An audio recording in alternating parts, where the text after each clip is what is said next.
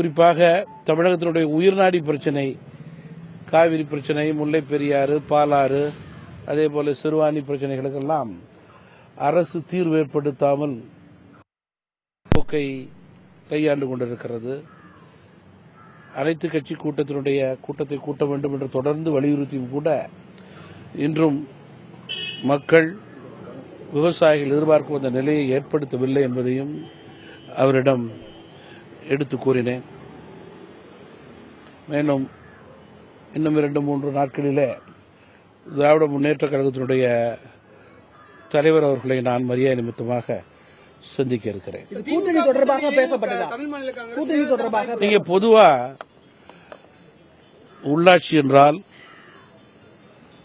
கூட்டணி என்பது ஒருபுறம், அது உறுதியாக சட்டமன்ற தேர்தலுக்கும் நாடாளுமன்ற தேர்தலுக்குமே அதிகாரப்பூர்வமாக இருக்கக்கூடிய வாய்ப்புகள் இருக்கிறது. உள்ளாட்சி தேர்தல் என்றால்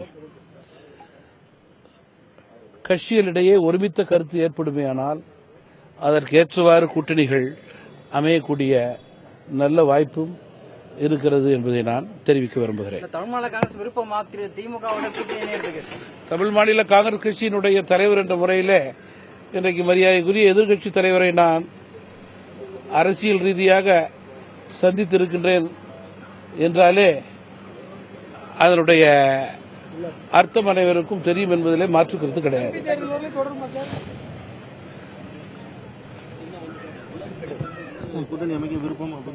தெரிஞ்ச வரைக்கும் சொல்லியிருக்கேன்.